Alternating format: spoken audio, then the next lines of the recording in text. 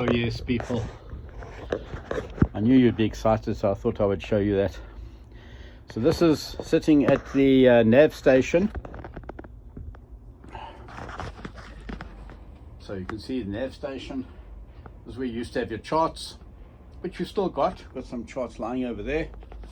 And but you've also got your chart plotter and the rest of your radio. This is the AIS system, which we're busy having to sort out. And so I've just connected up the wind instrument.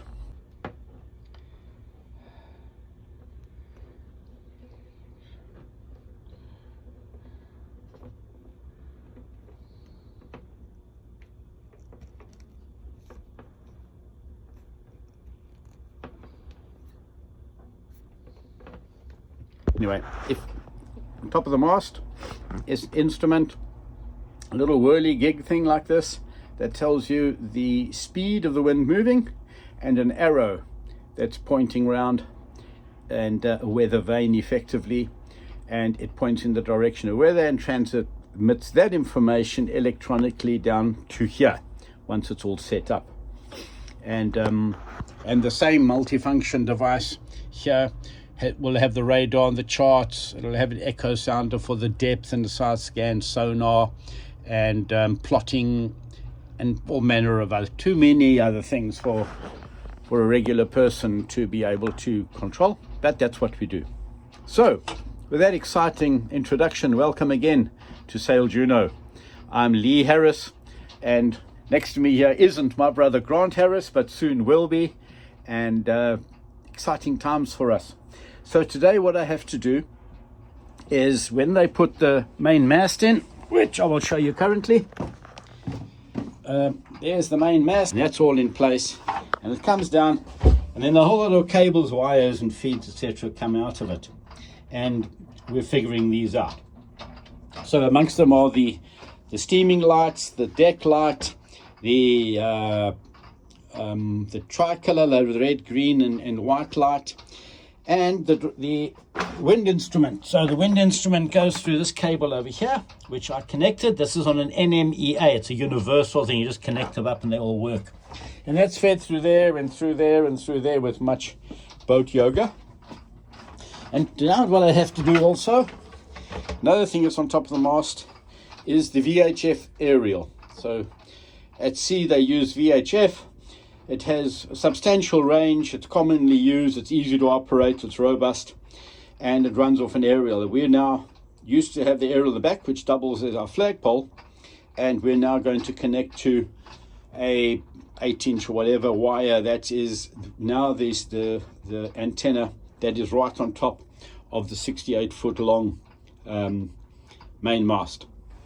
So I'm now going to go and find how to identify where, sorry about the change in light here, glorious day here in Vancouver in early June.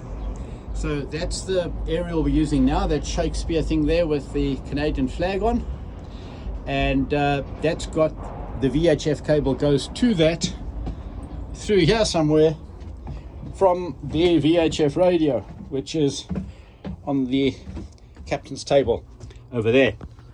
I'll turn that on over here. You see, turn that on, then the light comes on and it gives you a welcome story, that sort of thing. So I'm going to go and trace the cable. I know where it is. I've found it, and it goes under the galley over here. It goes behind the fridge, and it then goes hopefully somewhere through here, and yeah, there it goes. This dark cable down here, yep, excuse me, this is the VHF cable inside here, and then it goes behind there, and it kind of goes up, and it ends up in that box that the aerial, the current antenna is on. So my job now is to undo it, pull it through, and I'll send a trace wire with it, so you've got a piece of line for the next time you want to pull something this way. It's much easier, and I'll go then and do a join and blah blah. Won't be very interesting, but the story is amazing. Glad you listened to it. Thank you. and it ended up reaching perfectly.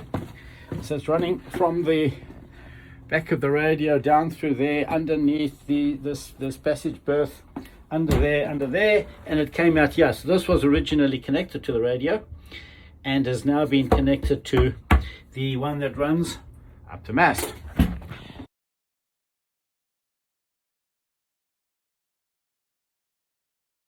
So now, live and before your very eyes, we are going to switch on the radio and see if we can get to your people, because if we can, then it worked.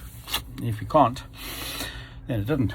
So the radio power here, that switches on the radio there, and we're going to now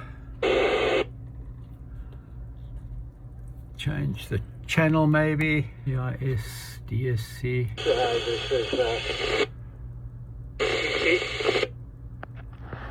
You hear those people talking? Yeah. Traffic, go ahead.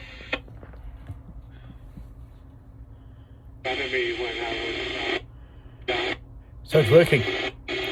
Successfully connected. Now what I'm going to do is I'm going to disconnect it and I'm going to connect to the AIS and the automatic identification system, which means that people will be able to see me on account of the fact that I have a radio working connected to another channel.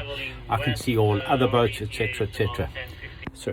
So they call the Second Narrows Bridge. There's a rail bridge here that is very low because the railway line goes over. There wasn't enough grade to get it up to the top of the hill, so it goes into a tunnel, which must be about 8 kilometers long. It comes out somewhere in Burnaby, and but it's a raising bridge to allow ships through.